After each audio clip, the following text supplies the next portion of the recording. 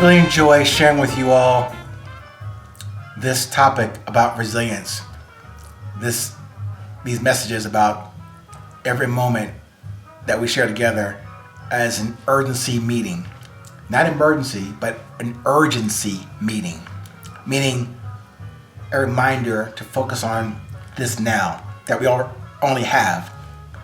Use it going forward, maybe till the next, but if the next never comes, putting a finer point on what we can do right now with this now.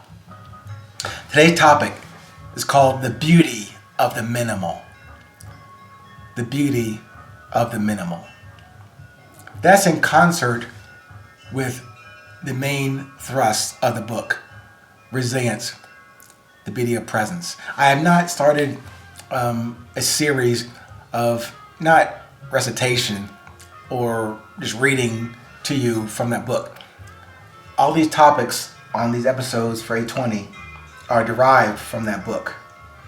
And the intention is to give you a peek, a preview, or at least a less than 10-minute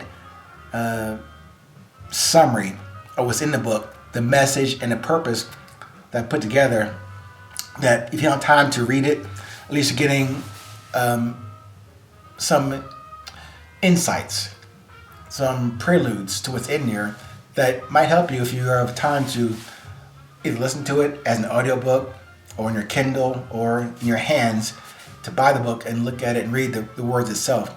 But if you don't have that time, please use these episodes to introduce you to not a philosophy, actual experiences that I've used to relate to you the power of resilience and the self-discovery I hope to get you further on your journey towards your own resilience, your own definitions, and of course, your own actions.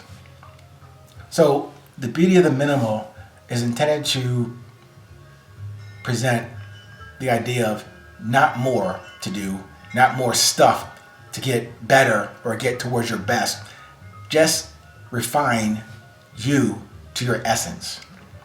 And really come back down to the drive and the desire and the definitions of that. I'm sorry, by nature, from school, an engineer by training, and also in work, I'm a business analyst.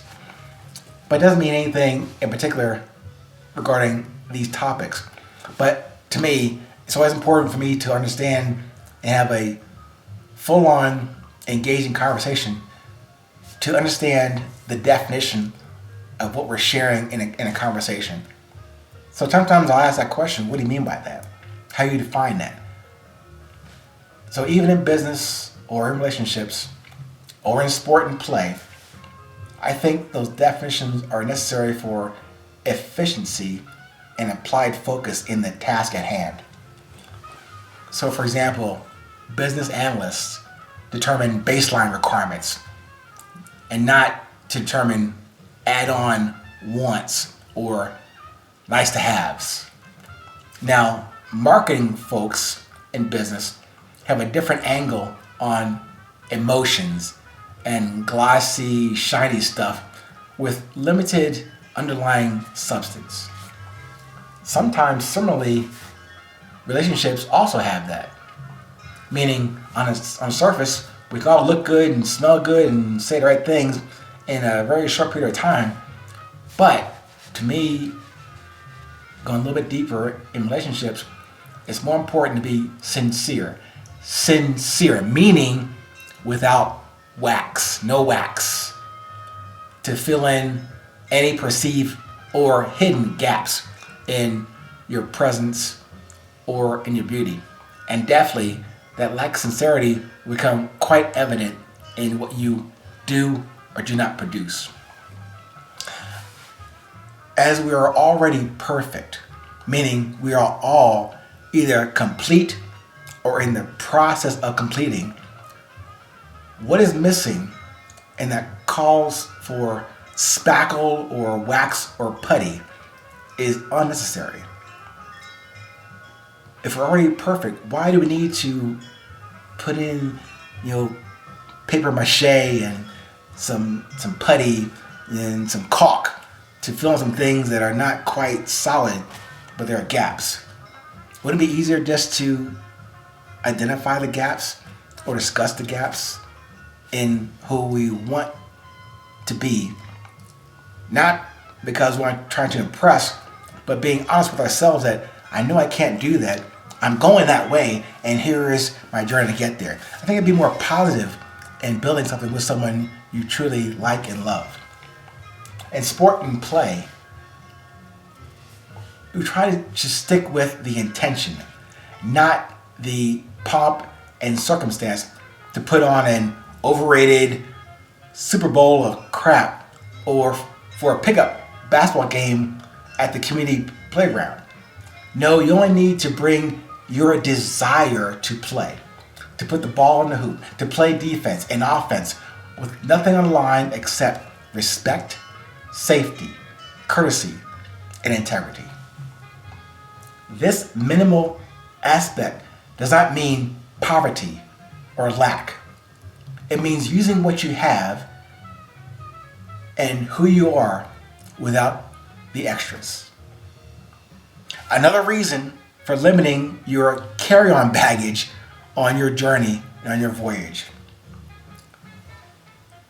I'm saying that to say this. Take all of you, all that you have in that moment, in this moment. Take it with you.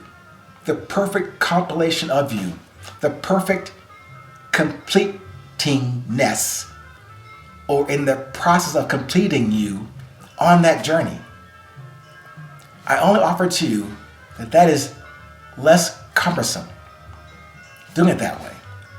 And you can do that without worry or concern about losing your extra stuff as you receive way more from the actual, genuine, original experience that you are putting yourself out there as original and genuine in the endeavor.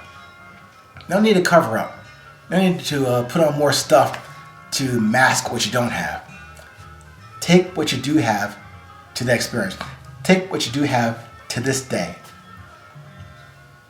You don't need to, again, as we all travel, either by walking, crawling, by bus or plane, or your private jet, whatever. Take what you have and is necessary. Minimum essential. That's already on board with you. Not on the plane, on board with you in your heart. So don't worry about carrying extra stuff. It's only going to weigh you down.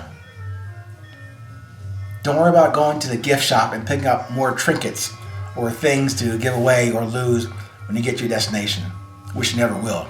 Your destination is right here, right now. Take the minimum, but take all of you. As always, stay present, stay current. It is always 820.